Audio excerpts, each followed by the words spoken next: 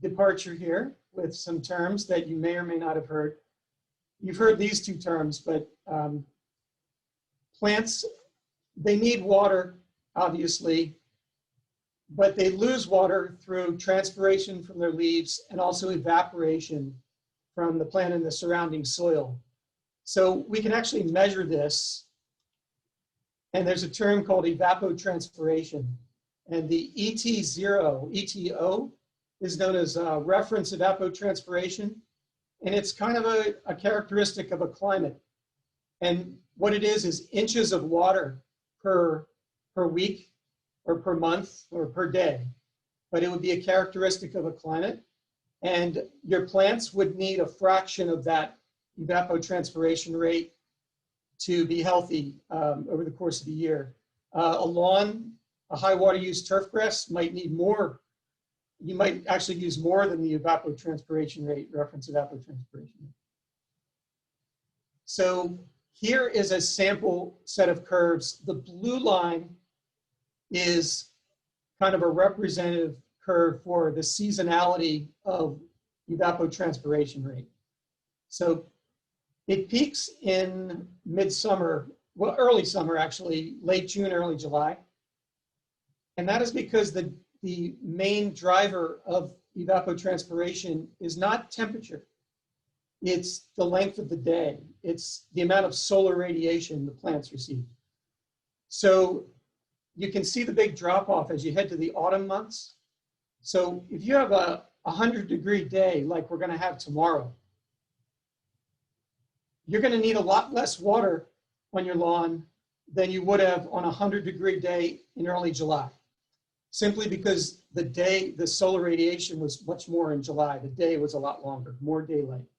So if you haven't already cut back on your watering because it's been so hot, you can cut back because the days are shorter.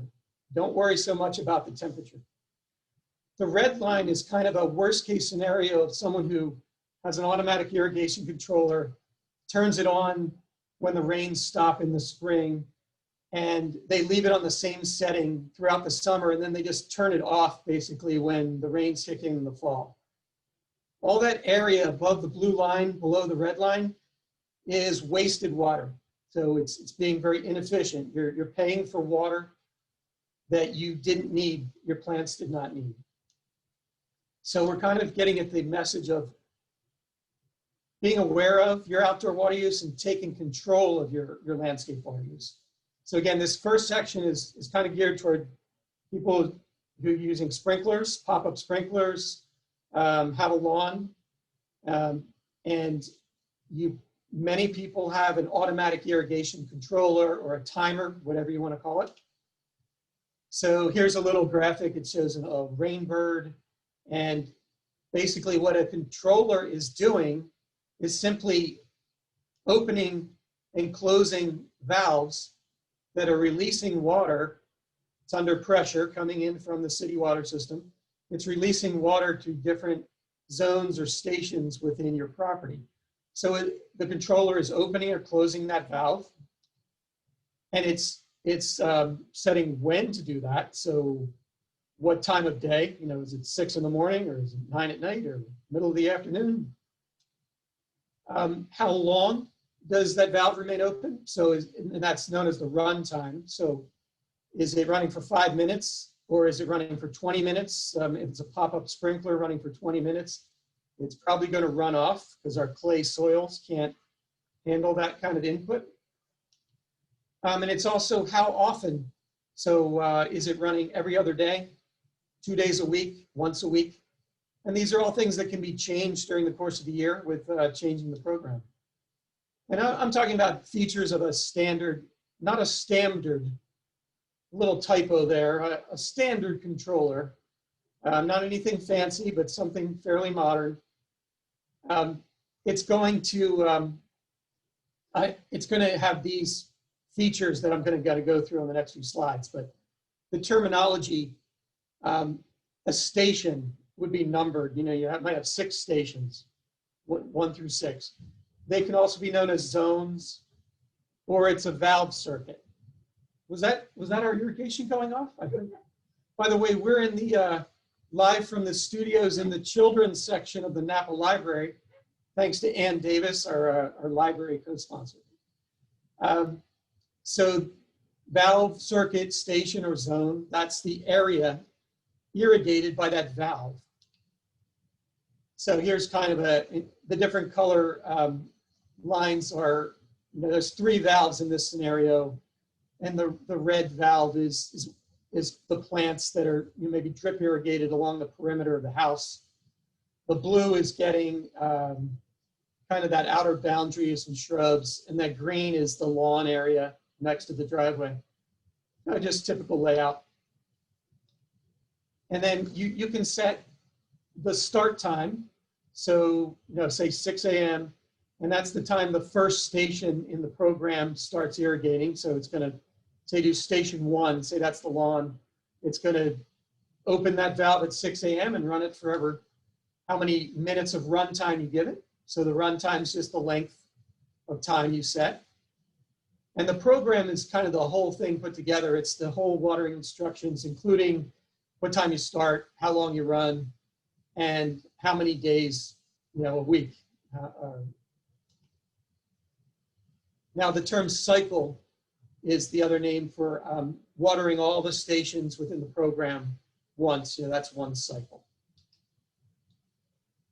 All right, so the issue of how often to run, and this is your ability to set the specific days of the week, Tuesday, Thursday, Saturday, or some interval where it's every other day or every third day.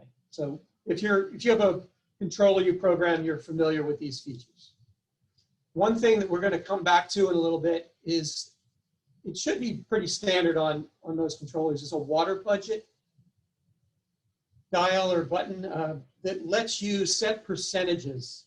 So the idea would be you'd have a program set and that would represent 100% of your watering needs. So you might say July, 100, your peak water needs, and you set your program for July. The rest of the year, you can kind of dial that up and down to match the season by, usually it's 10% increments. You just do 40%, 60%, and peak in July, and then you can pare back down. So that's a simple way to kind of match season. So here's something we've probably all seen, maybe not in our own driveways, hopefully, but off all kinds of properties. This is when somebody sets the run time, too many minutes at a time for like a pop-up sprinkler like you're seeing in this photo. Our clay soils can't take that water in. Its precipitation rate of those sprinklers is too high, so the clay soil gets saturated like a sponge getting saturated, and then everything else you pour onto it is just going to run off. So we kind of emphasize that, minimize the run times to avoid runoff. So one technique to avoid that runoff, you can still water for 15 minutes in the morning, which you might want to do, pop-up sprinklers for your lawn, but you can do 5-minute increments spaced apart by an hour or two each. So you run for 5 minutes, you give the soil a chance to take that in and allow you to do a second dose. So it's also called cycle and soak. So you're going to do one cycle, and then you're going to wait, and you're going to start another cycle, and you're going to avoid that runoff. And that runoff is just water you paid for that's running to the gutter. It gets you in trouble with our stormwater folks and our water conservation specialists. And you can also have multiple programs, which can be helpful if you've got some radically different types of plants that you don't want all of them to be watered 3 days a week. You might have a program that's only once a week. Here's a quick example where it's got an A, B, and C program, and it's got 5-minute run 2 times in the morning on Tuesdays and Fridays, and that's for the front lawn. And then you've got 30 minutes on drip for some flower pots, and it's 3 days a week. And then you got drip running 45 minutes 2 days a week. So a lot of flexibility. So really the message is using your controller, if you have an automatic controller, scheduling wisely with it. So you can you can match that curve I showed, match the seasons. Your peak water needs are in July, so you can adjust your standard controller, can match the changing weather by reducing the days of the week in the spring and the fall, manipulating the run times, changing the schedule to match the season. Time of day, early morning is best time. It's less evaporation loss. If you water in late afternoon, it's the windiest time of day, the hottest time of day, you're going to lose a significant percentage of that water to evaporation, and it's not going to get into the soil and help your plants. Infrequent deep watering is generally the best strategy overall for most plants. Encourages deeper root growth.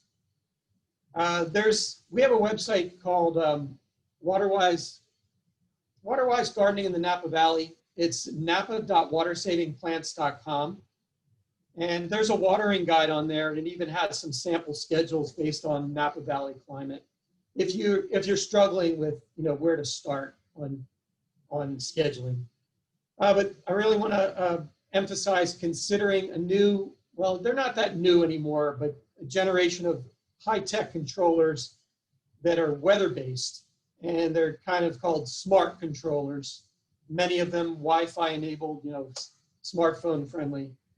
And you're going to want to look for EPA WaterSense labeled products.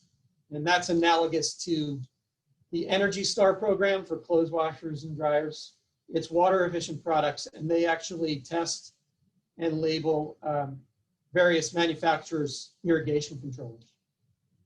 So these smart weather-based controllers are a different approach. So instead of you plugging in, you deciding, okay, I'm going to water 3 days a week, 5 minutes at 6 a.m., 8 a.m., and 10 a.m., and then having to change it throughout the year. Instead, you're going to enter things like, you're going to want to communicate to it your local, where you are. In other words, your local climate, your evapotranspiration rate, in other words, that it can derive knowing where you live. But you're going to tell it the characteristics of your property, the types of plants you're watering at the different stations. So you're giving it all of your site's characteristics, and then it takes over and does the programming for you to match the seasons and match the weather. So instead of you typing in how many minutes you want to water, that's the output, not the input. The minutes are what it determines based on your site characteristics. You can give it, commands like don't water on Fridays. You have some freedom to set constraints on it. So this is something you truly could set it and forget it if it's programmed properly. And it's got some significant potential savings of water, but only if you've overwatered historically. People who've underwatered, it might go a little bit and water more because maybe you deprived it over the years and it needed more water. So, but it's something to consider. If you weren't thinking about it, I'll let you ponder where they get the data from to program this smart controller that you have there at your house. And typically it's from some sort of weather station. It could be public weather stations or private proprietary ones. And these would feed data to your controller, basically the evapotranspiration rate that I discussed earlier. And the 4 factors that determine evapotranspiration rate are solar radiation. I can't emphasize that enough. The length of the day being the biggest driving force. The wind speed drives up the evapotranspiration rate. The temperature, of course, drives up the evapotranspiration rate. Humidity is actually a countervailing force. The more humid it is, the lower the evapotranspiration. So we've got a few types of smart controllers. They might have a weather station that's on site. Maybe you've seen these. They're attached to a gutter or a fence or somewhere on the property, kind of a miniature weather station that feeds data right there to the controller on the property. Some of them, not sure how popular this is anymore, but they come with a canned program that's got the historical evapotranspiration rate for your area, and it uses that to program, but it's an average year, so no year is an average year, so it's always going to be kind of a little off, and you might have to make adjustments. But there's a lot that are sending it data through the internet, but picking up using data from weather stations. I saw some of them use AccuWeather, which I'm not so sure how, well, I'm sure it's as good as any other, but well, you know, all the kind of weather services you've heard of can be used by these companies to feed the data to their controller. This is just to illustrate to you, not that the current products have screens that necessarily look exactly like this, but this is an early version from ET Water. Just want to point out that the items you need to know to set up your controller properly. First of all, you're going to tell it each station what type of irrigation device is used in that station. So is it pop-up sprinklers? Is it drip emitters that we're going to be talking about tonight? Bubblers? So you're going to have to select that so it knows what type of device. And then, of course, what type of plant is in that station. And this kind of points out you don't want to mix radically different types of plants in one station, because you're going to overwater one and underwater another, or overwater everything, or harm some of the plants that don't need too much water.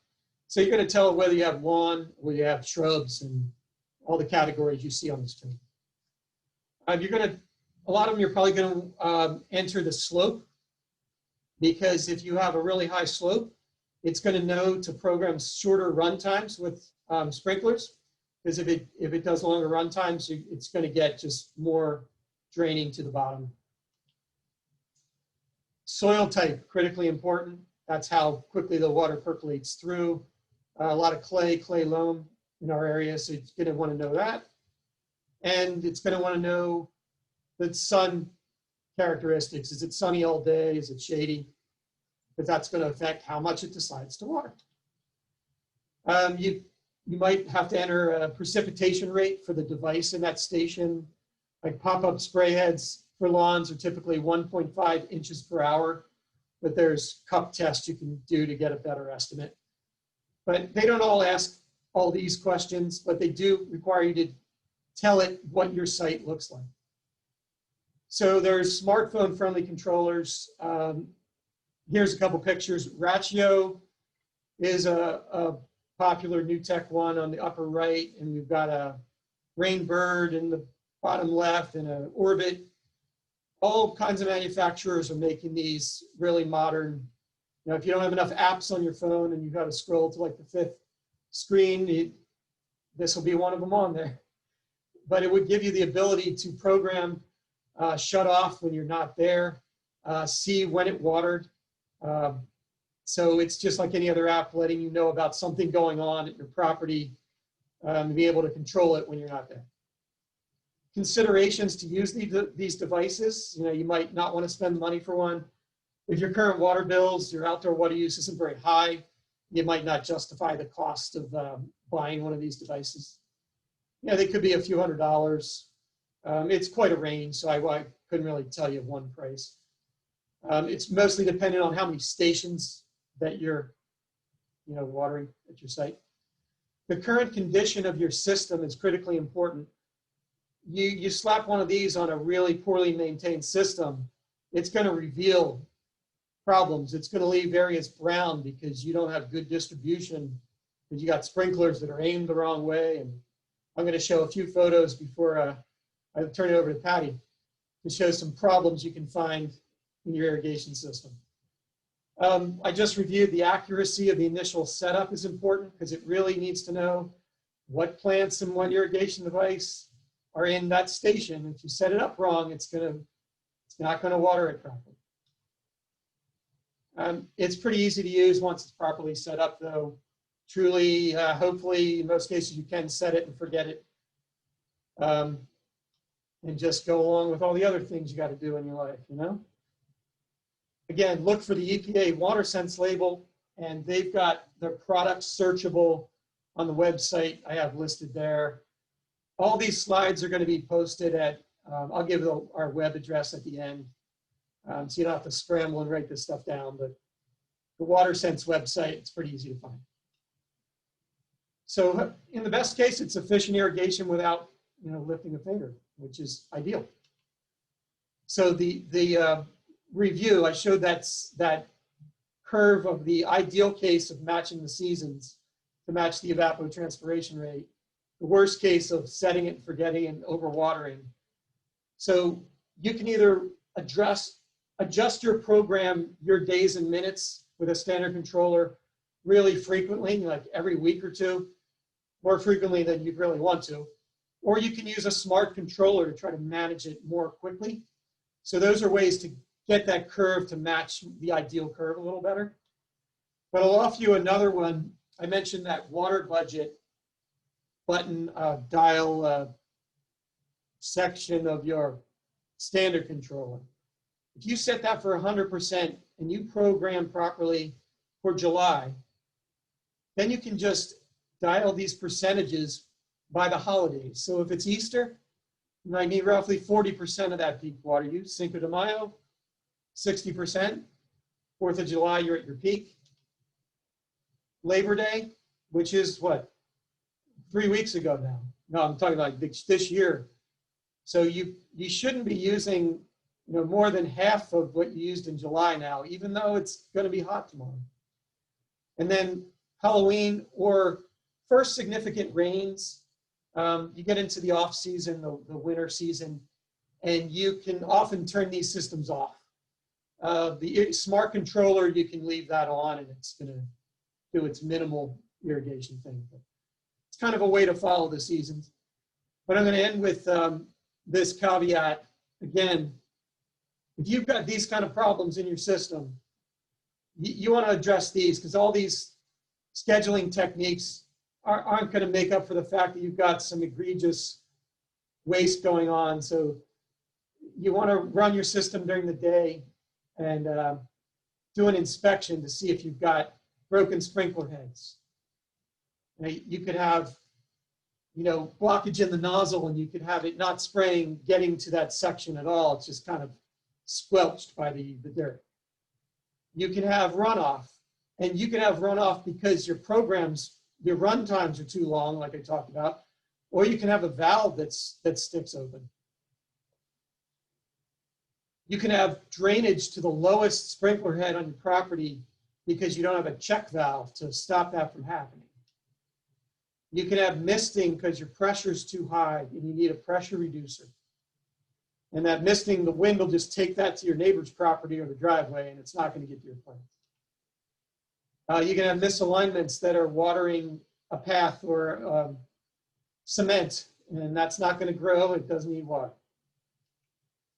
You can have ugly things that happen because of tree roots and messing with your lines, your PVC pipe, and your sprinkler head. So again, I'll point to the EPA WaterSense. They've got a sprinkler spruce up philosophy of inspect, connect, direct, and select. And inspect is really saying, ideally multiple times a year, but minimally in the spring when you're about to turn your system back on, when the rainy season has ended. You want to see if you got broken sprinkler heads. You can have thousands of gallons of waste from a broken sprinkler head over the course of the season. Your pipes, you want to have minimal leaks. Even they point out here, a leak as small as the tip of a pen can waste 6,000 gallons a month. So you want to watch for leaks, and you want to direct the heads to spray on your planted area, not on the paved areas. And again, the possibility of selecting a WaterSense labeled controller, the weather-based smart controllers that I mentioned. So we can see if there were any major questions that came up. Ashley, if you want to chime in with anything, but we're going to turn it over to Patty after a quick few answers here and get into drip irrigation. Yeah, so Pat, we have a couple of questions that came in through Zoom. And just a reminder for people on Facebook, if you have a question, feel free to type it into that chat box. So from John, first question is, what is the best controller for drip irrigation? For drip, maybe I'll hold that off because Okay. Patty is going to talk about controllers at the start of her thing. So I'm going to defer that to the drip section. Okay. I'll give Patty time to think about it. By the way, we can't promote, it's not kosher for the city to promote specific products. I mean, I showed some pictures and slides, but we don't want to over promote one vendor, but I'll let Patty answer that. All right, go ahead. Next question is, isn't it more effective to run irrigation only in the early morning or in the evening? So that's only twice. Watering in between is not as effective, question mark. And what do you mean by early morning? That was a lot mixed into one. I pointed that out. I didn't emphasize it a whole lot. I had a bullet point about early morning is the best time because you minimize the evaporation loss. So what I do is if I want to get all my multiple cycles done, I'll kick it on at like 4 a.m. or even 6 a.m. Have everything end before 10 a.m. is my philosophy. Evening, overnight is fine if you have a lot of stations and you just need that much time to get all the stations done. But overnight I've always heard it's not ideal because you're wetting everything and you can have a chance for more fungal growth because it's just not getting the daylight to kind of get that cleared up, get that moisture on the plant material cleared up. So I have like a sweet spot of 4 a.m. to 10 a.m. that I think, Patty, you agree? You just want to avoid, late afternoon is just worst case. Just, you can lose a shocking share of that water to evaporation. And you're gonna increase the water because you think my lawn's getting brown. But your solution is really to change the time of watering 12 hours, 10 hours earlier in the day. Good question, thank you. So from David, I have a question and a comment. First is, what is the ET water site? I see many. Does that? Well, a couple things. I showed those screenshots from a program by the company called ET Water, which is a brand of controller, to illustrate the questions you might have to answer for a smart controller. But the whole issue of evapotranspiration rate, you can actually get Napa's reference evapotranspiration rate from the Department of Water Resources. Yeah, they have a map, and I can tell you the annual for the Oakville. There's a station in Oakville. They're called CIMIS stations. I won't tell you what the acronym stands for, but it's 47.7 inches per year is the reference evapotranspiration rate for this area approximately. So it's not divided evenly by month. Your July is going to be, 10 inches of that or whatever. But the Department of Water Resources, water.ca.gov, you can Google CIMIS, C-I-M-I-S. So I'm answering the two possibilities that question was, hopefully. And then the last bit is a comment, and maybe this is something you can do and comment on, Pat, and maybe not. I got the Flume device a couple of months ago. It is amazing. Saved me a lot of money already. Napa should subsidize it. Maybe a little piece of advice for you. Is this a planted question? It might be. It might be. Because I have a sample Flume device from Flume, testing it out, and I think it's someone from Flume who's asked this question. David says not at all. I'm kidding. So yes, we are considering this because we will not have a fully networked system where people can get more instantaneous meter reading data, and the meters are only read every 2 months. So this is a great device that actually can feed. You need Wi-Fi, but it's on your meter, you put it on your meter, and it's feeding the data, minute by minute water data to your app whenever you want to check it out, and it has alarms. So it can give you a heads up on a leak. So it's great as a leak detector. So we are considering, we have East Bay Mud started a program, and we may try to mimic their program, our Contra Costa similar program. We probably can't make exclusively for Flume. There's a few other makers, and they're kind of like smart metering devices, or there's not a really good single term for it, but it's going to give you an ability to get your usage on your site more instantaneously to manage your water better. So we anticipate doing that. We have some grant money from the state to actually subsidize that. So we do plan to do that at some point, hopefully probably in first half 2021. Nice. Good question. All right. I want to. That's all the questions we have right now. So go ahead and move on. So I've hogged too much of Patty's time here. She came all the way from Sebastopol. She's a certified irrigation designer who works for Harmony Farm Supply. She lives in Lake County. She had to take a really roundabout route with the fires, unfortunately. But she is here, and we're going to kind of end the slides temporarily. We're going to see some images later, but we're going to take over with Patty live and the whiteboard and some show and tell.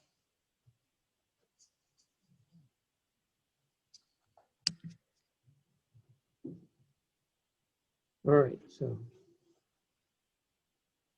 is everyone seeing? Yes. Okay, good.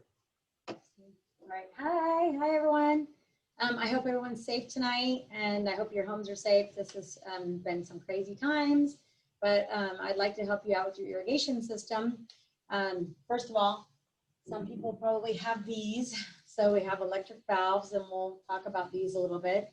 And drip is definitely not a no maintenance thing. You have to maintain things and make sure that there isn't any leaks, and that your system is watering properly. And as Pat said, there are timers that you can use with Smart ET. Also, you can get flow meters that actually will hook to your timer that actually can send a message to your cell phone that will tell you, hey, something's going on, and it will shut your controller off if there's a significant leak. Our idea today is to save water and using drip. And what is drip irrigation? It's taking an emitter and putting the water exactly where we want it, right where the plants need it, okay? So somebody can you guys can put your own drip system in. I don't want you to be afraid of it. So we're gonna just show you how to do some things that are gonna make it easy for you. Everybody has a little spigot at their house, on the side of their house, or in the driveway. We're gonna talk a little bit about zoning. Pat kind of covered that, showed a picture, but I'm gonna draw a little picture here and kind of show you. Let's use the black pen, better. So here is our house. All right, and here's the driveway, and outside is the fence along here. All right, and we're gonna have some trees back here that are kind of shade us out from our neighbors. And then over here, we're gonna put some garden beds in. All right, and over here, we're gonna have a little spot before you go into the front door. All right, and another little spot over here, and then maybe we have a little lawn right here. Okay, and over here, we have some fruit trees. Okay, all right. So we're gonna zone this because we wanna make sure that, maybe we have some more trees over here. All right. We want to zone it. So we want to water these things differently, because there might be some areas where this is the shady side of the house, and back here we have some trees that we want to water, but maybe only once a week. And vegetables, of course, you're going to water more often. So because things might be changing. You got your lettuce in there, and your garlic, and your seasonal stuff. And over here, of course, your lawn's going to be watered differently. So this is kind of when you have a valving system. And inside of the garage, which is here where we're going to park, you can have a single timer, and you can run wire to wherever your timer is. So you can put your valves wherever you like, wherever you have a water source. So if I have my water source here, and maybe I have a spigot here, which is usually on the side of the house, then I can put a couple of valves in, all right? And I can run pipe over to here, All right, hard pipe, PVC, which I have a piece right here. PVC pipe, all right. We can run that to our different sections. We can go up into our beds, all right. And maybe we can put another line down here for the shady trees, and we're gonna put some over here for the fruit trees, all right. Put another one for fruit trees right here. And let's put one more valve kind of go together, and we'll put some cute little roses on the side of the driveway, okay? And they're gonna need their own water because they use a little bit more than some of the other shrubs. And we'll just put little perennials in here. So we can add another valve here, come down, and we can have one for our lawn. So these are zones. We'll have 1, 2, 3, 4, 5, 6, 7, and this is going to be a little chase there, 8. Okay, these are stations. The valves are stations. So these are all going to be watered separately. You can kind of clump them together if you need to. The lawn's going to be separate. Our vegetables can be separate, and our trees can be separate, watered on the same time. And then our perennials and our shrubs can be watered separately as well. And those would be on programs inside of your timer. Okay, the timers have different programs. So it's good to have, this is for a valve type system, okay? That's when you group things together, and that's when you use a larger timer with your ET data. And we have a timer here, a large one, that can hook to a ET data sensor, which then can hook, which is called a climate logic, and it can hook to another sensor that's called a smart logic. The brand that we carry is called Eartrol. It is a professional brand, but there's other brands out there. There's Hunter has a great timer. There's other brands. I don't want to be totally brand specific, but this is what the timer looks like. And there's just a little tiny spot in the back of the timer where you plug something in, like a telephone wire is what it looks like. And your climate logic sits right next to it, and it has information on it. And it tells you, you take the little fitting and you put it up on top of the gutter, and it tells you how, if it rains, it has a rain sensor on it. If it has wind, it tells you how windy it is, so it can water more, because wind is also an aspect of drying out and ET. Like Pat was saying, you don't want to water in the afternoon because it's really windy, and a lot of the ET data will, you need that. You need that, it not to be windy, because you want to keep your water where you want it. That's the whole purpose of the irrigation, is to put water exactly where you want it to go. Okay, so I'm gonna go ahead and show you some of the drip fittings for a smaller size system. All right, and some of the components. All right. Okay. There we go. Okay, so if we're working off of just a spigot, a hose spigot, there are smaller timers that you can use. Here's a Dig brand timer. I'll open it up so you guys can look at it. This takes a 9-volt battery, so you can hook this up yourself. Little battery goes in the bottom, little 9-volt battery. You can program it on here. It has a little digital screen. It's fairly simple. There's an on and an off button. You can press the mode button, add what time you want in there. Press the mode button again, what days you want to water. Press the mode button again, what time you want it to go on, and then press start, and this will go on when you've programmed it. All right, little simple timer, easy. These have to be taken off the spigot during the winter so that they don't freeze and take the battery out, okay? Otherwise they won't last. Dig also makes a super simple one. If you're intimidated, put the battery in the bottom, turn it to, it's got here, it has water for 2 minutes, 5 minutes, 10 minutes, 15 minutes, and it goes all the way to watering for 120 minutes to 240 minutes. So I'm going to turn it to 10 minutes.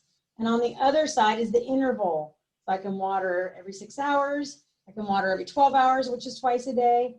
I can also water it once a day, every third day, every fourth, sixth, seventh day, and I can press enter. So maybe I have a spot in my yard where I have my fruit trees are way out there and I have a water spigot, but I don't want to bring wire all the way in. It's too far. I got to go underneath the driveway. So I can put this out on a spigot and I can hook a drip system to this and have my fruit trees get watered. And the really cool thing about this is it has every 7 days. So fruit trees, you only water once a week. They need 5 gallons a week of gallons of water per week for fruit trees for the first 3 years, and then they don't need any water at all. So it's kind of why put a permanent system out there, put a temporary one, and then you can take it off later. So these are just some of the timers. There is a really cool hose end timer that is solar, or it also works off of just lighting. You can be in a little area where it's a little bit dark and not have to be in direct sun. So this is kind of a cool option. All right, and then they have a Bluetooth timer now, which is really neat for a small little timer. You can put the app on your phone for dig. Water matters anyway, or you can just go press the button and then press the button to stop it. So it's kind of a manual one. However, how many times have you pressed or turned on your spigot and then walked away and then realized later on as you're eating dinner, oh no, forgot to turn the spigot off. So this is kind of neat. You can have it on your phone and you can program it and it will start for you. It's kind of a neat, cool little option that they have there. They also have a battery operated valve with a little timer on top, which is great. This one is really neat because this one does up to 28 gallons per minute. You can plumb it in with hard pipe, or it has little fittings where you can hook your hose into here and then go right out to your drip system. So a timer, you don't necessarily need one. You could turn a drip system on without one. Let's go for the other components that you might need. So filters are kind of important. It protects your system from having to get new emitters all the time. Cleaning out your system's good, like opening the end cap, the end of the season, flushing everything out, closing it back up, waiting at the beginning of the season, cleaning out your filter, making sure there's nothing in it.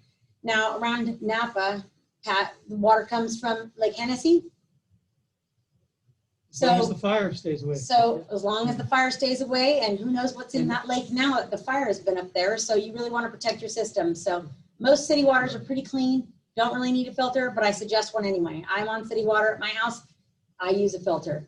Well water kind of uses a different filter because it's a little bit more gunky sometimes. Out in Sebastopol, our water out there is terrible. It has a lot of iron in it. Some systems have manganese, which is the black gloopy stuff. So you want to protect your emitters from this kind of stuff. Okay. All right. So I'll show you a couple different filters that we have here.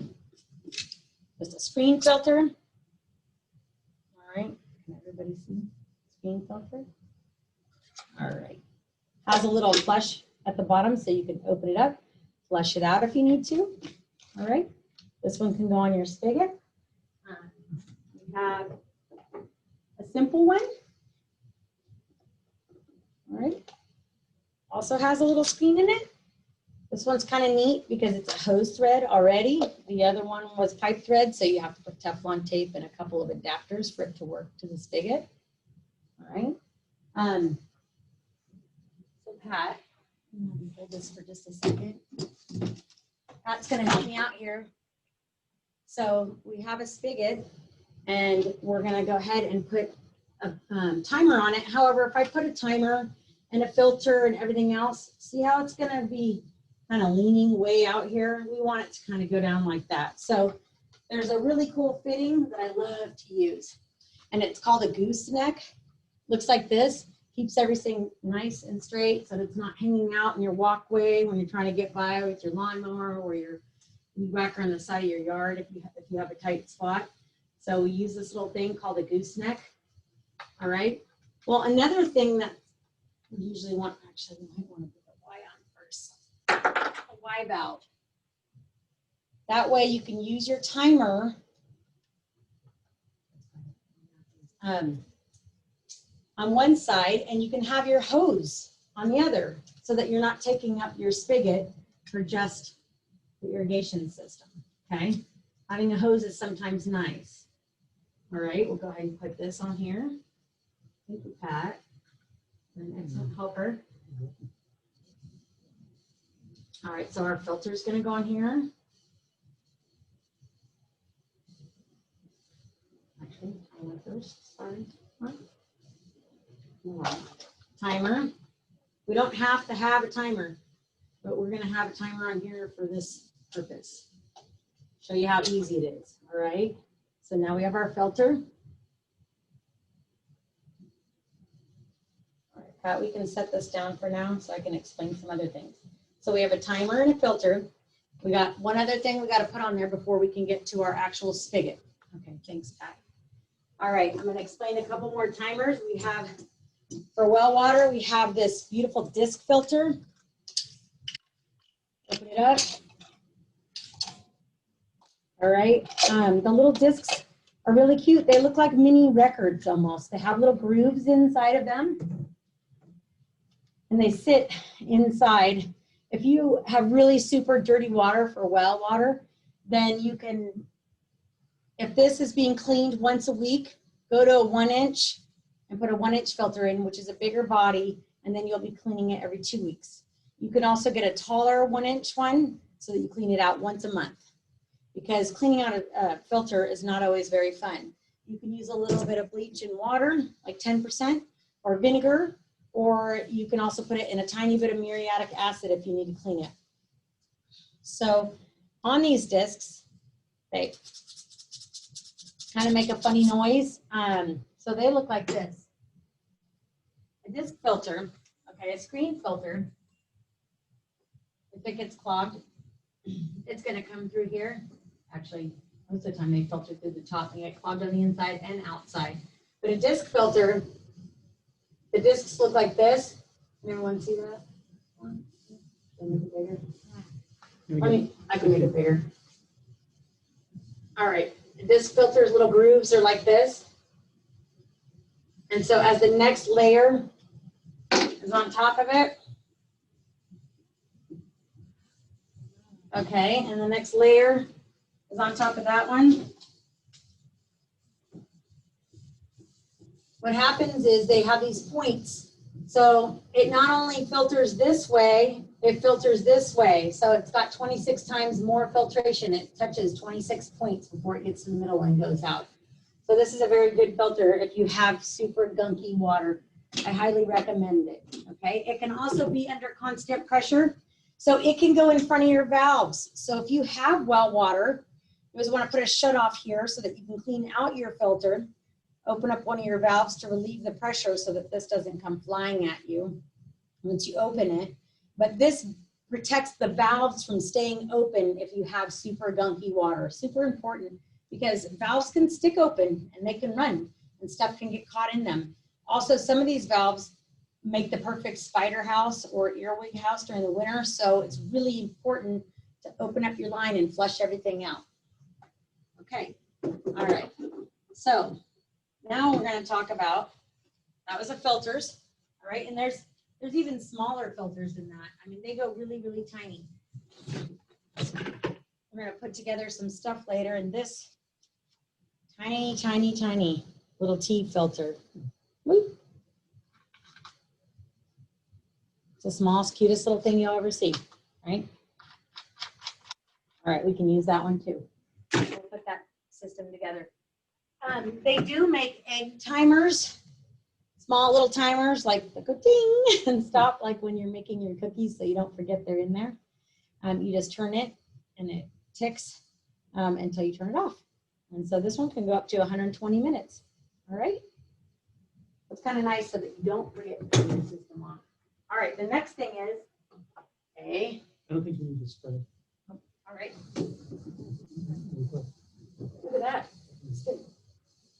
You got it in. Okay, so a pressure regulator.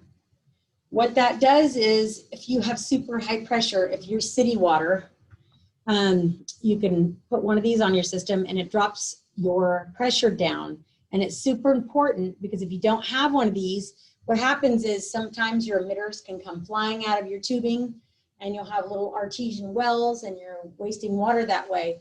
Also, most emitters are rated at 20 PSI, same with little mini sprayers. So what happens is if you aren't using one of these and you're using your system, sometimes city water can go anywhere up to 70 pounds. Well water, sometimes you're from 30 to 50 or you're from 40 to 60 with your pressure tank. So you're dumping out more water. The emitters will allow you to dump that out if you don't have a pressure regulator. So you really want a pressure regulator. It's important so that a 1 gallon per hour emitter will actually give out 1 gallon per hour to that plant if that's what we're using, okay? All right, we can always add more emitters on there if we need to get more water to the plant. But this is important, all right? This is a cute little small one. It's hose thread. We have different sizes. We have a pipe thread one that can go onto your electric valves.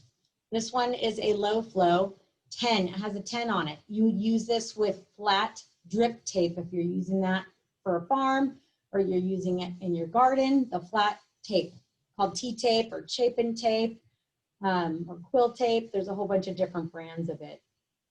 All right, you can run a lot of it off of this. There's 25 in case you're using sprayers and they need a little bit more. We'll talk about sprayers and how many you can use, but sometimes you need 25. Here we go, we got a 30.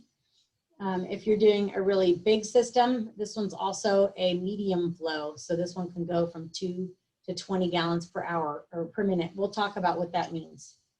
All right, okay. All right, so now we chose the little one because it was easy. We're gonna put it onto this system.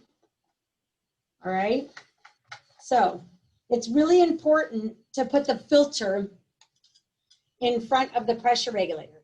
And the reason is because if your filter, if it's 70 pounds coming through here, or say maybe it's 50 pounds coming through here, and you get clogged up really good, and then we get to a 20-pound pressure regulator, then we know pretty much 20 pounds will come through here. All right, but if you put this pressure regulator in front of this filter and we drop it down to 20 pounds and then this filter gets clogged, nothing is going to go through here and then you'll have a problem. So the pressure regulator always goes after the filter. And I really like the Y filters instead of the inline because you can open them and clean them out without having to disassemble your whole system. Okay, so this is an easy, great way to do this. All right, so our next thing is going to be what we choose to put on this, okay?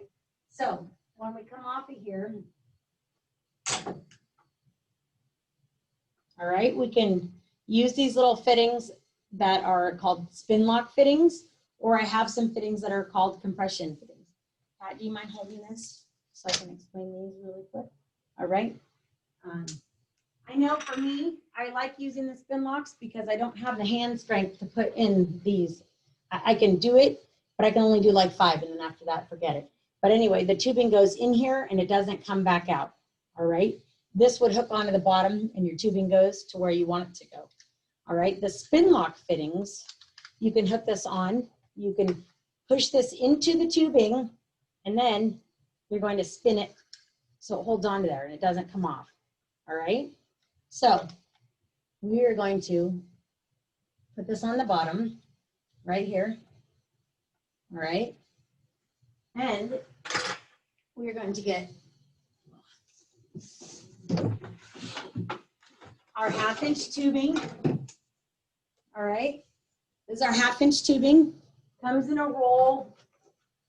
You can get 100 feet, you can get a 500-foot roll, you can buy it by the foot, all right? I have these wonderful cutters. Don't use your pruning shears because it makes it really hard, but these basically cut like butter. Easy, easy, right? See that? Woo, oh my God. Easy. Okay, so we're gonna go ahead and put this in here. Hand out of the way so people can see. It's gonna go in there, jimmy in there, and then we're gonna spin it shut. And look at that, can't pull it out, right?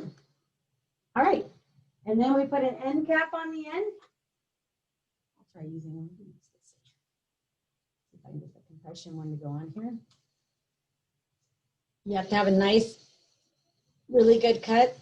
All right, I was able to get it in there. That way I can open my system up, flush it out, and we're good. Okay, so now we have our timer, filter, pressure regulator, our fittings. Okay, we're done. Oh, wait a minute, we need some emitters, right, Pat? Okay, so now we can talk a little bit about emitters and what we're gonna use for different plants and things, okay?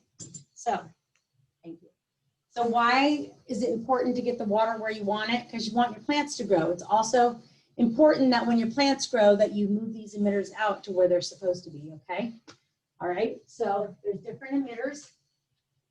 They have little tiny self-piercing ones. They're different colors. The black ones, the little black, there you go. Little black ones, they're usually color coded. So the black ones are usually 1 gallon per hour. The red ones are usually ½ gallon per hour. And the green ones are usually 2 gallon per hour. And when would you use these? We'll talk about that a little bit right now, okay? All right, we got several different punches, little tools to punch holes. All right, you just put this around your tubing, you press it, and it pokes a hole in your tubing, okay? All right, okay, so place emitter placement, all right? So here is our plant, all right? All right, so as your plant, when you first put it in, you know, you have a little tiny root ball like this, so you want your emitter to be kind of close and water, but as it grows, you want to move your emitters out, because what's going to happen is your plants grow and your roots go out, and where these plants actually drink is where the drip line is, okay? They don't drink at the stem, so if you water right here at the crown of your tree or your plant, it will die. Let me do a bigger tree so you guys can see. All right, drip line. So put your emitter between where the trunk is and between the drip line, but a little bit to the outside, okay? And as your tree grows, then we move your emitters, right? Because now our drip line's right here. All right? That's really important. People don't do that, and their shrubs grow big, and then they don't understand why it gets so difficult. All right? Okay. So now choosing emitters and what I need. There's sprayers and there's emitters. Sprayers are good for things like lettuce and maybe carrots and things that are densely kind of planted. A ground cover that's going to spread by rhizomes, but I really wouldn't plant too much rhododendrons maybe because they need that mist inside, but everything else pretty much uses drip emitters. Doesn't need any sprayers. Sprayers, too much spray causes weeds. You don't want to put drip together with a sprayer. The reason is because sprayers use like 20 gallons per hour and a drip emitter might use 1 gallon per hour. So if you put them on the same line and you water them for say a ½ hour, can you imagine how much water is going to be in that spray area? How many weeds you're going to have to pick? It's going to get overwatered. And so you really don't want to have that on the system. Sprayers, little mini sprayers are good for potted plants because here's our soil, okay? If we have sandy soil, what's going to happen when we put a drip emitter here? It's going to go straight down. So maybe sometimes sprayers might be good for some really sandy, loose soil.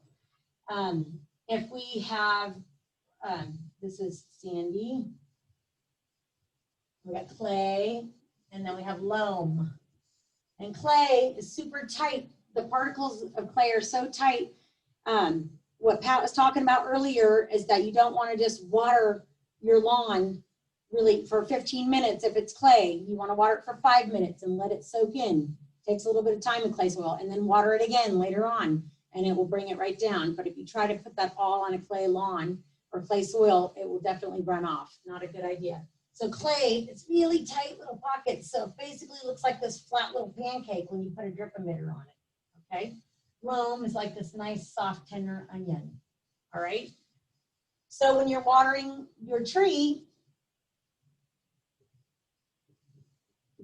All right, and your things here, it's gonna actually go down in the ground like a perfect little, all right? Right, so if we're watering on a hillside and your tree's right here, I don't wanna put my drip emitter down here because it's gonna just run down, right? I wanna put it right here so that it'll run down to the top of the tree, right? So you might wanna put this emitter in closer and this one a little bit further away because it's all gonna slide downhill.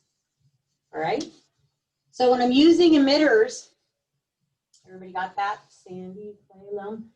Pots are similar. Pots are meant to drain, so they have this beautiful sandy soil. It's gonna do the same thing. If I put a drip emitter in here, it's gonna do the carrot thing. This is when it's a good time to use a little spray. You want to put your pots on a different system than everything else. They're separate because they don't need a lot of water.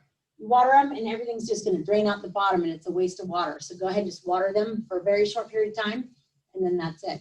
Okay, those should be on a separate system. All right, so now we're going to talk a little bit about what emitters to put on what plants. All right, so if I have 4-inch little pots that I'm planting, I usually put a ½ gallon per hour emitter, all right, on a 4-inch pot. On a 1 gallon that I'm planting, I usually put a 1 gallon per hour emitter on there, just one. If I have a 5 gallon plant, all right, I might put 2 each of the 1 gallon per hour emitter. And if I have a tree, remember what I said about trees? Trees need about 5 gallons of water per week for the first 3 years. So I might put 2 each of 2 gallon per hour emitters on there, okay? All right, I'll leave that up there for a second. One of the important things with drip that you need to know is that once we have our system here set up, all right, how much can we run? Well, on this little system here, I can run this line about 240 feet, all right? And at 240 feet, I'm going to use about 240 gallons per hour, okay? That's a lot of water I can use for the 240 feet that I can run in my bed, you know, my front yard, maybe get rid of my lawn and put it all mounded and put beautiful plants in there. I could water my whole front yard with it, with low water use plants. You want to make sure that your low water use plants are watered also separately from your moderate water plants. And you can look in the wool coals, which will actually tell you in your area whether or not the plants are low water use or moderate water use when you get them. Or you can do a little studying before. There's also a couple great guides. I don't know if you guys have one. City of Santa Rosa has one for their fire rebuild program of low water use plants that are actually good for fire areas to protect, you know, your house, and also a moderate water one as well. So what this means is that I can use 240 1 gallon per hour emitters on this one line. That's a lot, right? Or I can use ½ gallon per hour, and I can use 480 ½ gallon per hour emitters if I'm watering, you know, similar stuff, like little 4 inches everywhere, you know, like I want to make a little brown cover, or 220 2 gallon per hour emitters. So I can use a lot of emitters if I'm using emitters. Now, it's different if I'm using sprayers, because sprayers tend to put out a lot of water, okay? Sprayers can put out, let's say, 20 gallons per hour. All right.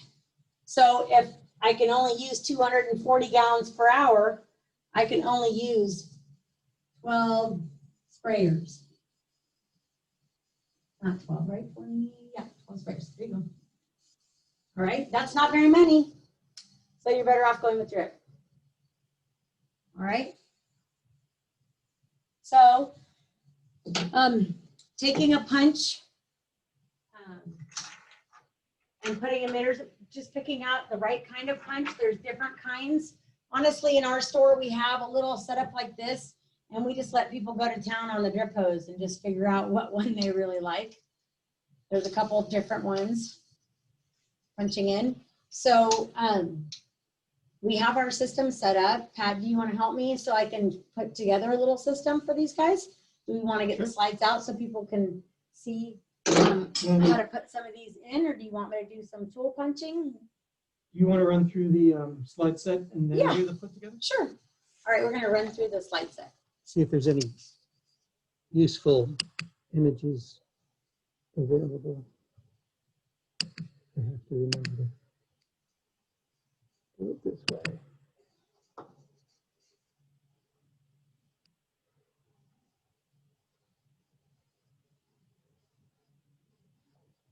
There are conversion kits from your lawn to go to irrigation. You don't have to use every sprinkler on your lawn. You can actually just use one sprinkler, and you can cap the rest of your sprinklers off.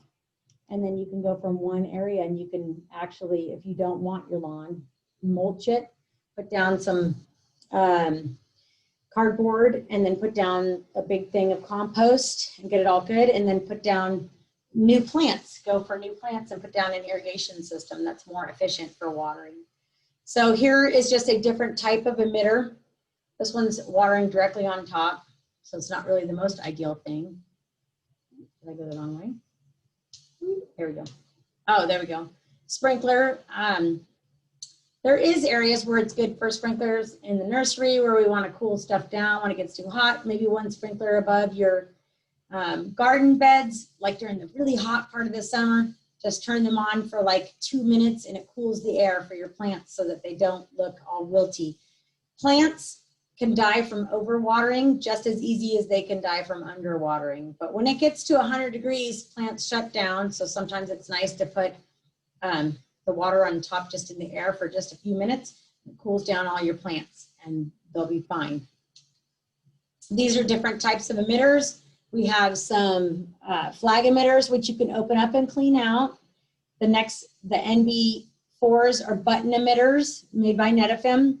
The next ones have a little nipple so that you can plug directly into the 1/2 inch and then take your spaghetti tubing and go on the end of the nipple and go to your plant without having to put a connector first, then tubing, then an emitter. So it kind of saves you a little step. The NPC4s are what's called pressure compensating. Pressure compensating emitters are for when you're on a hillside, when your land is more than 10 feet in elevation difference over a 100-foot line, then you want to use what's called pressure compensating. It doesn't have anything to do with the pressure regulators that I showed you. What it does is it allows water to stay in the whole line and then water at the same time. The NWPC4s are also pressure compensating emitters, but they also have a nipple on them on the end to put your spaghetti tubing on, like the NWB4 that you saw on the third emitter down. And then the DPJ04s are little Toro emitters that you can open up and clean out. They're also pressure compensating. They're pretty good.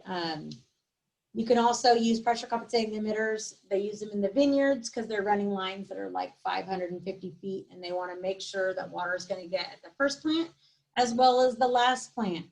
So they want them to be watered evenly. So pressure compensating emitters, that's what they're used for. Here's an instance where you run your drip line. Don't bury your drip line. We live in gopher country. Not a good idea unless you want them all chewed up and have holes in them and not see them.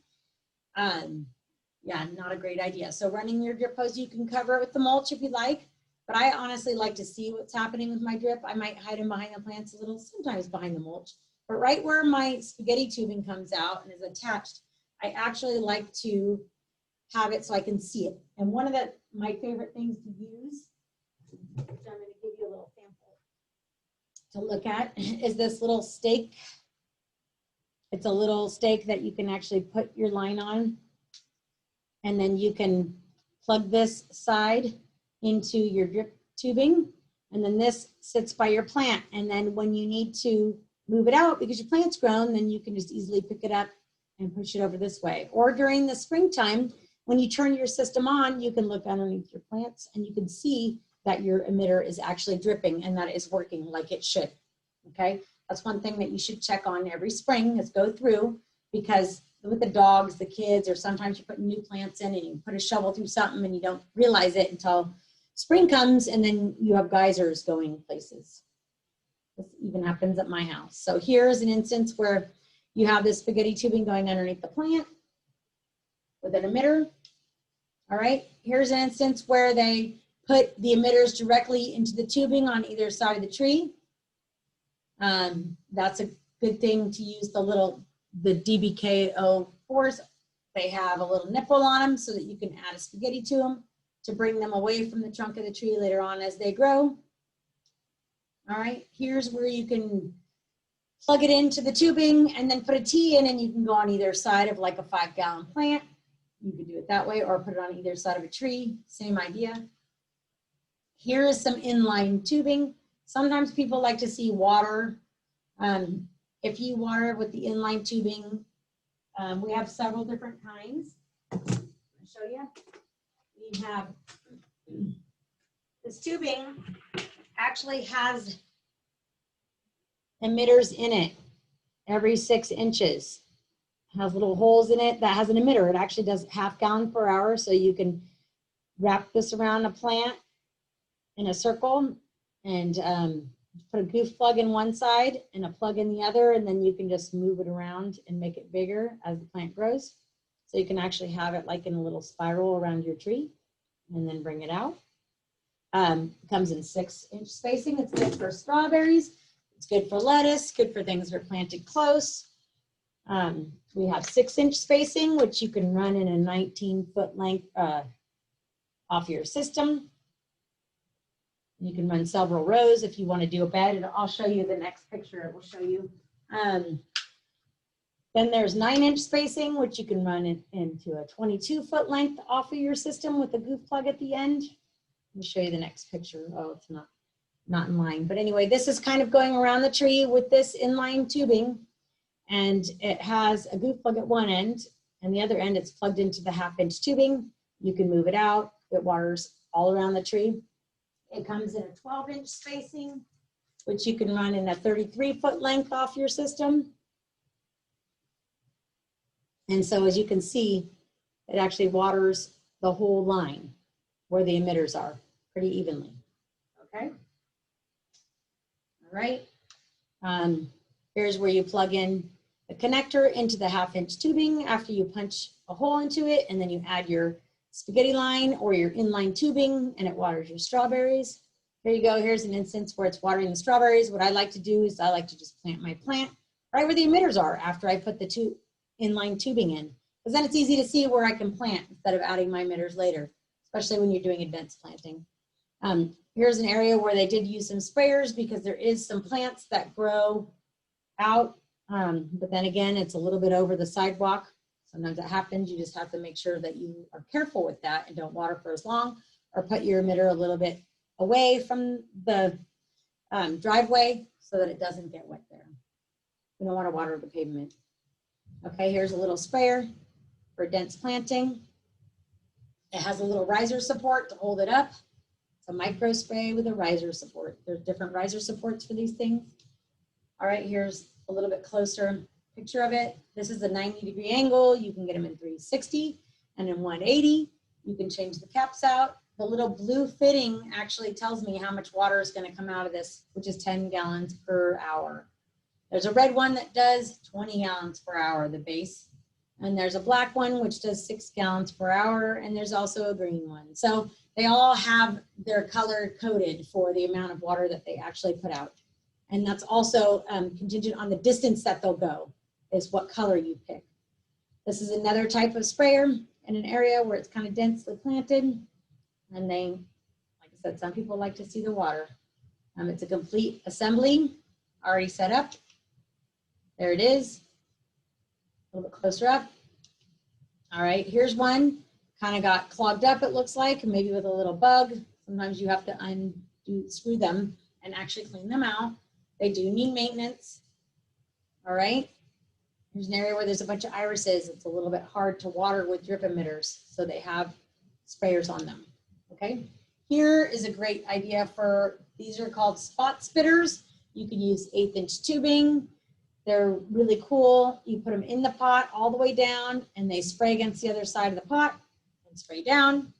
And then you can, and I have one of those here, I brought one. So here's your 1/8" tubing.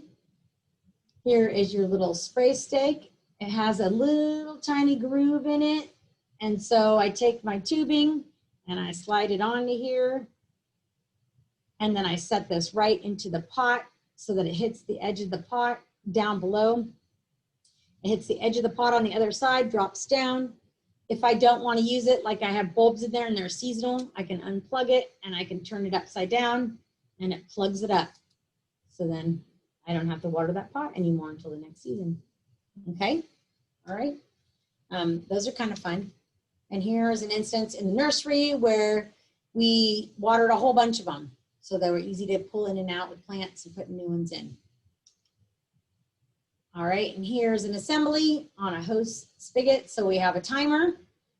We have the little gooseneck right there. We have our little tiny filter, which we can get to from the end. We've got a pressure regulator and then our fitting. This is a valve assembly, same idea, valves, but it's PVC pipe, which sends a message. You're wired up to your timer in the garage and it sends a message to your valves. It opens them up. You still, in this picture, have filters, a pressure regulator, and then this one happens to go down into the ground and pop up somewhere else, because I can run lots of pipe 200, 300 feet away and then come up and do a 240-foot run of drip hose there somewhere else. I would come up with an assembly like this, where I have a little elbow that has hose thread on it. I have a shut off. So if I go in a couple different directions, so I have my valve assembly. We'll pop out of that and you can see it. My valve assembly, and I want to go over here to this bed, and I want to go over here to this bed. I would have shutoffs on each bed. That way, if something breaks, I can still water my other part of my yard. And then this is the assembly that's on the bottom of a pressure regulator. But my filter and my pressure regulator are already on my valve. And so I just need this in the area where I go. Okay. So that we don't have drip running all over the yard. It's in the area where I want it. Okay. This is a backflow preventer. In front of the backflow preventer is a filter so that it doesn't get clogged up, because we have some really yucky water out there in Sebastopol. All right, this is, you have to have, in the last picture, you have to have, it's code here too, isn't it? For a backflow preventer, Patrick? Backflow preventer. If you are having your valves in ground, this is an in-ground valve box where our valves are in the ground, covered up.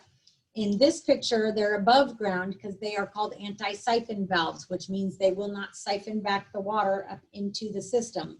Protects your water system from E. coli is in the soil, salmonella is in the soil. It'll protect it from getting fertilizer back in your drinking water. You want to protect the city water. It's important. You don't want anyone to get sick from it, including yourself. So the anti-siphon valves should be 12 inches above your highest outlet, wherever they come out, okay?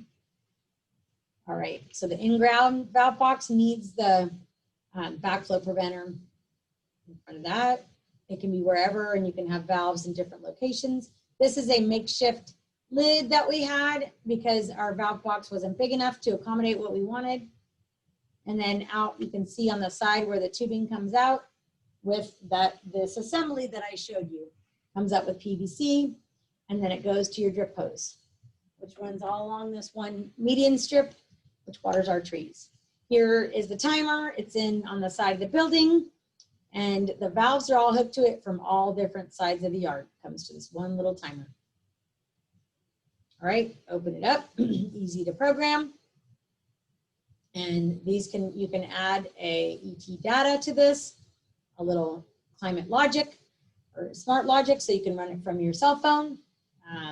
And also from the Smart Logic, run outdoor lighting in case you're not home and you want to play with your lights so neighbors think you're home. Here are different filters and different filter canisters. It goes from the smallest little tiny one for city water, we don't really have a lot, all the way to the largest 1-inch one where you have some well water. That's the disc filter, and in the middle is the little screen filter. All right, here is a sand separator for when you have a well and you got sand in your well. Protects all your pipes from getting sand in there, okay? These are different kinds of pressure regulators. Some are adjustable, some are not. So that's kind of a neat thing too. In case you need to bump the pressure up a little bit, you can do that. All right, tells you this one uses 1/10 to 8 gallons per minute. That's a low flow, and then the other one does 2 to 20 gallons per minute. So it depends on how many emitters you have on your system. If you have a valve system and you have 10 gallons per minute, you can use your 10 gallons per minute. So you can run a ton of tubing off of one line. And a lot of emitters or sprayers. So you just have to have the proper pressure regulator for how many gallons per minute you're actually using. All right, here is tons and tons of tubing and PVC pipe. And here are the spin lock fittings I talked about. You just push them in and spin them shut. They're a little easier to use. Here's compression couplings, easy to push in, and they don't come back out. The other ones you can reuse. These ones you can't, but this is good for a fixed system where you don't have to worry about it ever. If you want it just to be fixed, and that's where it's going to be, you can use the compression coupling. Okay. They also have different size tubing. They have 3/4 inch tubing if you are doing a rather large project, which you can use also. This is somebody putting PVC and going to a location where they want to go instead of running drip all over the place. And then they came up with a drip valve or a sprinkler. Prevents damage. It's a flexible pipe, has a sprinkler on the end, makes it so that if you mow over your sprinkler, you don't knock it over. It's easy to fix. You don't have to replace it like just having a riser where it breaks off and then you have a flood going on. So it's really good to protect your sprinkler system if you do have one with a swing joint or something flexible. Okay, here's where you can come up with PVC pipe into a raised bed and go straight to drip. There's a little shut off, kind of like the little assembly I showed you with the elbow and the little shut off, and it's going to drip. And then you can go off that main 1/2 inch line and go down with the inline tubing, the 1/4 inch. That inline tubing also comes in 1/2 inch, which is just in 12 inch spacing, and that one works really well too. Okay, here's where you come up with that little fitting I was showing you, and you can go in 2 directions with drip, but your valve can be way by the house. It's just easier, kind of saves you time and money without having black hose everywhere in your yard. Here's a little bit closer view of the assembly for in your drip beds, and it has, notice it has a shut off. Have a shut off on all your beds. You might have garlic in one bed where you need to shut it off because it needs to dry out. You might have one where it has sprayers on it and you want to shut it off, or something happens. You're rotating crops, but some beds still have crops in there and you want to water them. They're the ones you want to shut off because they don't have anything in them anymore. Why water when you don't have anything in them? So here's an estate where we have irrigation in the landscape, and they look beautiful. Kind of has it covered a little bit with the bark. Looks nice. It works efficient. A big landscape, so you can put it in big landscapes, get one whole landscape all finished and done.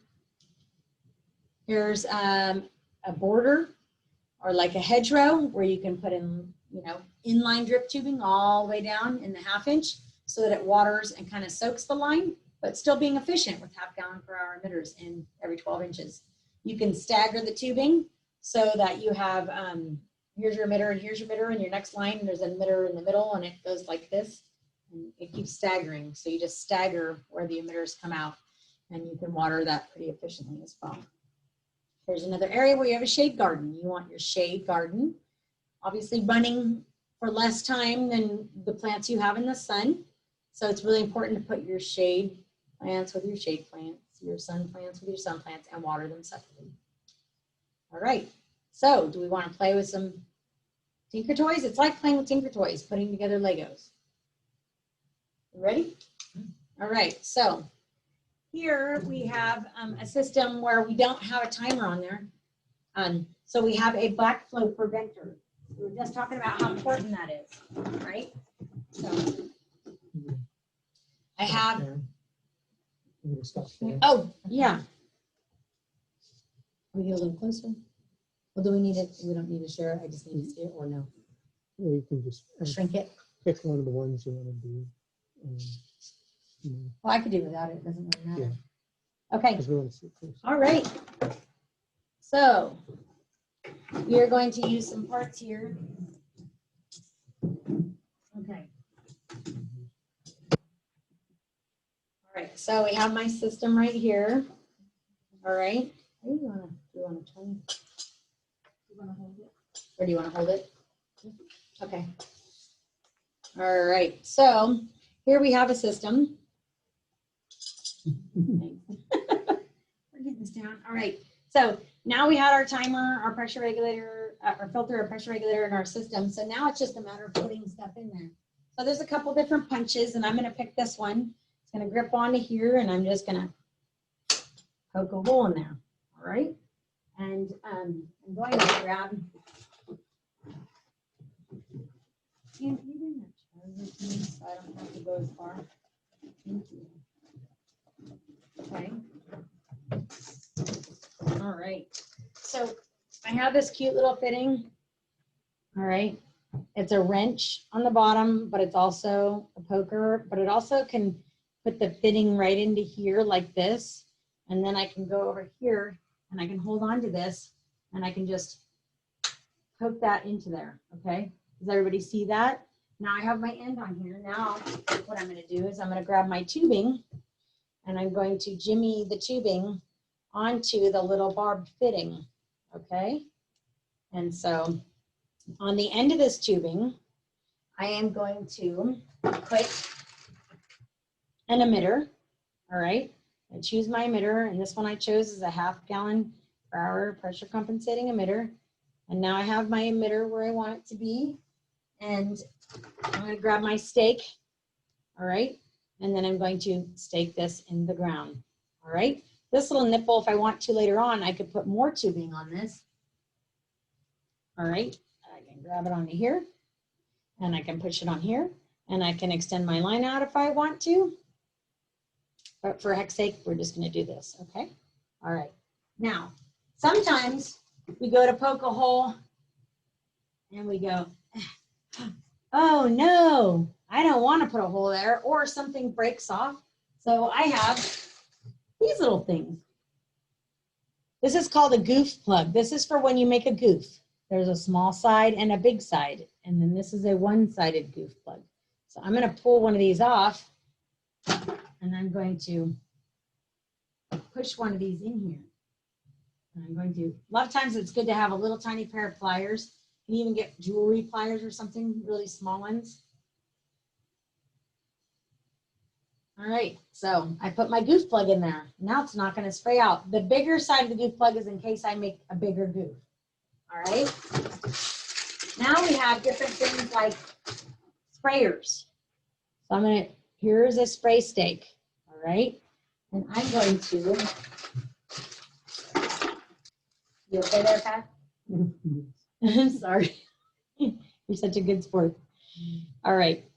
So this has a little hex head on it. All right. See that? So it fits. Oh, sorry. Right, here's this into this right here. All right. We're going to put this little head in here. And then we are going to take our spray stake and we are going to just twist it in there. All right. Can everybody see that? All right, this is a 180-degree spray stake, all right, on a riser. And there is a fitting for these that is special. So it's not just a regular connector, but this connector it's a barb on one side and threaded. This is the barb side, and this is the threaded side. So we're going to take the barbed side and put it into the little fitting like that. And we are going to go into this other side and we are going to twist it in there as well. All right. Just sure saves your fingers when you do these because they hurt sometimes. And then there's a couple of different options. I can use this little spray stake, put it in here to hold it up. All right, see the bottom? And I can put this into the 1/2-inch tubing that Pat's holding, and this can go into the ground. Pat, you can put that down for now. I'll just make some stuff, okay? Thank you. All right. There's another type of spray. There's a couple different kinds. Here is a different kind of spray stake. One that's a little bit better, a little bit sturdier, I should say. Like if you have dogs and kids running in the yard, you can just snap it right into here. Snaps in that little spot. Okay, and then you can raise up the sprayer or down, and then this just pokes right in the ground. Okay. Here's another type of sprayer. This one comes with little fittings already on it. This pokes into the 1/2-inch. This goes into these little cute binoculars. I call them binoculars because they look like little binoculars. The water side goes into here. And then we have these cute little sprayers. This was in the picture earlier, the little spray. And it goes on top of here, pokes in there. And then we have this little adapter. And the little adapter goes in the bottom here. And then, oh, that part we left in the truck because I didn't want it to poke me in the head on the way driving here. So we'll just use the end of this. So this little end goes right in here and pokes into the ground. So this is another type of spray. All right.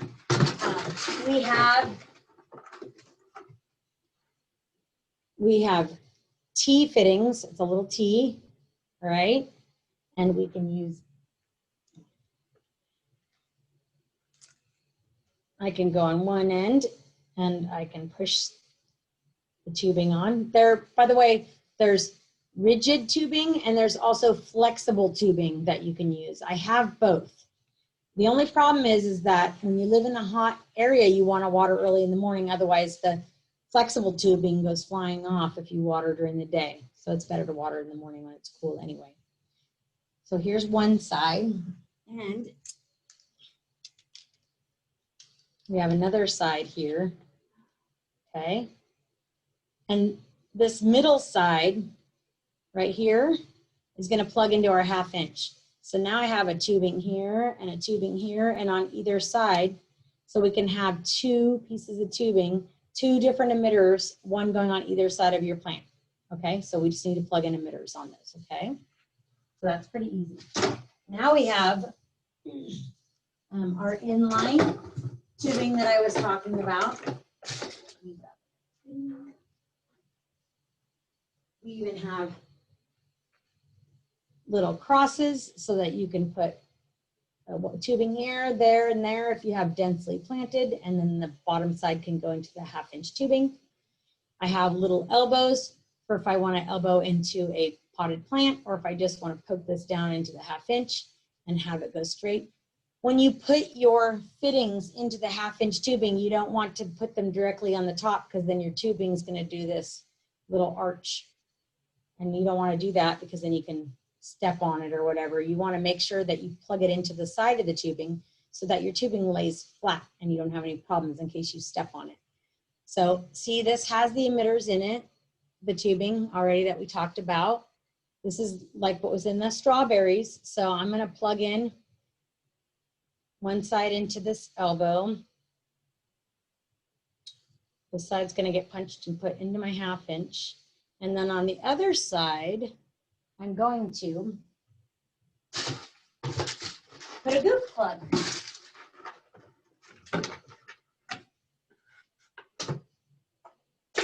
All right, so goof plug goes on the very end. There you go. A couple of important things. One important thing is cleaning out your system at the end of the season. Don't forget to do that. All right, well, we'll just pretend I put that in there because that one's a tough cookie. All right. When you roll out your tubing, see this big roll? All right, when you roll your tubing out, here's the little end. So set your tubing down like this and roll backwards, okay? So it lays flat. If you pull the tubing like this, it's going to coil up like this and it's going to kink. So just act like it's a tire and roll it backwards and it will lay flat, and let it stay in the sun and it will lay flat for you. It'll be easy to use. Put your end on it. There's stakes, little U stakes that you can hold down your drip system with. You can poke into it, put your emitters in there.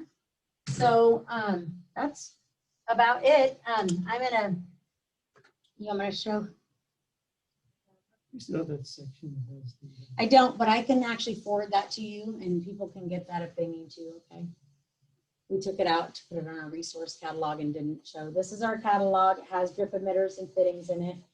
We have some stuff on our website, which is harmonyfarm.com.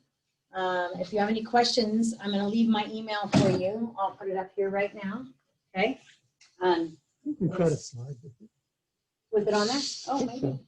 All right. So if you have any questions, ask me questions. But I can get more into detail with you, like about timers and different type of ET timers and stuff like that if you'd like. My email address should be up here. If we go through the, is it at the end? Oh, right here. These are just These some are of the just things you did. Some of the things we put together, put the connector with the spaghetti tubing and put emitters. You can put emitters directly into the tubing. There it is put together. All right. Here's a mini sprinkler that we showed you with an iron rod adapter. Here's the mini sprinkler a little bit closer. There it's put together. All right, there's another type of sprayer with the microjet base, which tells you how much it uses by the different colors. That's in our catalog. The little riser adapter, which is different than a connector because it's threaded on one side and barbed on one side. All right, there it goes into the tubing. There it is. There's the microjet wrench. We have some other alternatives to stakes, combo stakes. Here you go. You can put it right onto spaghetti and put a no jet on there. Here's the connector. This is the transfer barb. Our connector barb is different than the transfer or the one I showed you that was threaded on one side. Here's the inline soaker drip tubing. Here is the end cap. You can also use a figure 8. That's a little fitting that goes in. You fold it and it goes back into itself. Just whichever one. I like the end caps because I can control what's in my system and clean it out easier. And here is our info@harmonyfarm.com. You can ask questions there, or you can ask me questions, which my email address is P as in Patty, HAMILTON at harmonyfarm.com. P Hamilton at harmonyfarm.com. Okay. And I put your email address in the chat for everybody. Oh, cool. So if you need it, go ahead and copy it from the chat. All right. Thank you. And I do have a couple of questions if you're ready. Sure. Okay. So first question is from John. What is the brand name of the timers that you were displaying?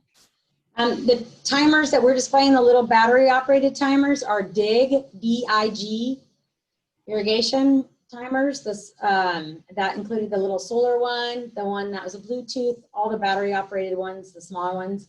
We do have different types of timers. I only brought a few to show you guys. We do, and the larger one was called Irritrol, I-R-R-I-T-R-O-L. Irritrol And also our valves are Irrigation. They're a great brand. We've been carrying them for the last 30 years. Great. Next question is from David. I have my timers for drip irrigation set generally for 15 minutes every 3 days on long days, and then 10 minutes every 3 days on short days. Does that seem like a good idea? For lawn sprinklers or for drip? It says drip irrigation. Oh, for drip. Yeah, that's good. What I do is I usually, yeah, that sounds great. If, you know, sometimes when it gets more winter-like, if you poke your finger down there and it's wet, you know, 3 days later, then I would just go ahead and shut my system off. Occasionally, there's only been an occasion where I've actually had to turn my system back on in the winter months, where like plants were actually dying because it was, you know, a warm 65-degree day or 70-degree day during the winter. Might just turn it on once just to get stuff kind of going, a deep watering, and then shut it off again for the next month. You know, you just kind of have to do stuff accordingly. California weather is so strange. We don't ever know what's happening anymore, really. But the hottest part of your season is going to be July, and then everything else is going to be a lot less. And some of the nice features of the Irrigation timer is if you set it for the hottest part of the summer, and you actually can change the amount of time you run it for by not changing just the stations, but going in and changing the amount of time, the percentage of time that it waters. Like Pat was showing earlier, water 60% of what you have in there now, and then water 40%, and then don't water at all. So as your plants grow and get bigger, eventually you're not going to need too much water at all. So once a week could do it really in the later part of the fall or early spring. Sometimes I don't even turn my system on until May. Depends on how hot it is. Great. Next question is from Lauren, who says, great presentation, thank you. And then her question is there a website or referral network where I can find a locally based, she's in Napa County, certified irrigation specialist to hire that can evaluate and improve my home garden irrigation system? I don't know. We must have some. We can only point to 2 programs. There's one called Quell, QWEL, and it's quell.net, and you can find certified, it stands for Qualified Water Efficient Landscaper. And then there's another program that used to be called Bay Friendly, but it's Rescape now, RESCAPE. You can also find people on the IA, the Irrigation Association, which is nationwide, but you can probably find somebody in your local area that's a certified irrigation designer. And we do design. I've been certified for 19 years. Goes by fast. And then there's another designer also that I work with who's also been certified for that long. And we both do irrigation design. And then we have people who we know that install. But other than that, the CID that you have, that's Irrigation Association? yeah, that's the Irrigation Association, which irrigation.org is their website. Okay, but most of us were actually, like, I'm on the Quell, but I don't install. I just, you know, talk to you about your system or whatever, and actually will do a design for you. And then you just hope that the person that you choose off of a place actually installs it the way that the design is meant to be installed. But you never know. I could design a system and then not know that there's tree roots in the middle of your, you know, landscape. So somebody who's actually installing it is going to be like, oh, okay, well, we have to change this. So there's different situations that you get into when that happens. Right. And I think our last question is going to be from John. And he says, we're converting a sprinkler system to a drip system. We have the original Irrigation rain dial system. Can it still be used? Can that same system be used with a new drip system? Oh yeah, just use the same valves and everything you have. All you got to do is cap the filters that, or excuse me, the sprinklers that you don't want. And you can actually go to where the sprinkler is that you want to go off of. You can unscrew the sprinkler. You can add a riser and then put a filter and pressure regulator right there on it. You can actually take and put a riser, take one of these, you know, does everybody see this little fitting? So take an elbow that has an end, and then I can go ahead and I can literally take, let me show you. Ugh. If you're on city water, it's not so important for a big filter. You can put a smaller filter, but if you wanted to, you can put this filter onto this fitting that comes up from a sprinkler body, and then have the pressure regulator, or you can go straight to a pressure regulator and have your system. See? So yes, you can. I know that there's kits There where you are can go from a pop-up kits. sprinkler head and go to like 4 drip lines from it. You could do that too, but there are kits also, like if you have a spray head instead of a sprinkler that's got a rotor head that moves slow, if you have ones that have spray heads and they're smaller like the Hunters, you can actually unscrew them and you can drop this other body into it that has a filter and a pressure regulator. And then it has 2 spots where you can actually go off of either side and put drip that way and put drip that way. So there are fittings. Just email me and I'll send you pictures and information. And then this controller. You can use. Yeah, and the controller you can use because it just runs the valve. So whatever you put on the other side of the valve is fine.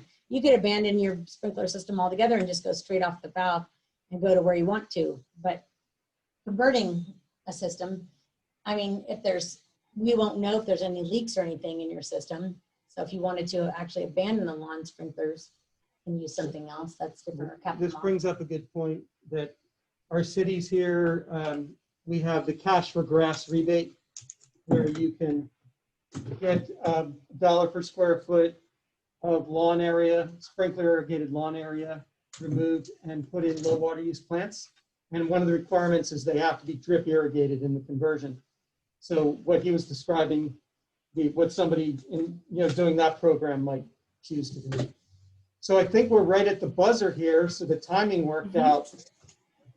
I wanted to point out that we have one more in our series. This one was originally going to be in June at the library, but we will be doing it like this tonight, virtually.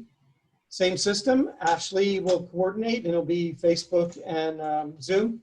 So it's going to be on gray water systems, focusing mainly on going from your clothes washer to your landscape. So that's 3 weeks. And Ann, I hope we can use the same studio. That's perfect. So thanks, Patty, so much for coming over to do this. Oh, of course. And tonight's slides will be posted on our WaterWise Landscaping Workshops page, cityofnapa.org/water. But I guess the recording will also be available at RCD. So thanks so much. I'll turn it back to Ashley for the conclusion. So goodbye from Napa Library, and stay safe, everybody. Thanks, Ashley. Yes, thanks so much, everybody. As Pat mentioned, this will be available probably within the next week on the Napa RCD YouTube page. So just go to YouTube and search for Napa RCD and you should be able to find it. And thanks again for joining us, and have a lovely evening, everyone.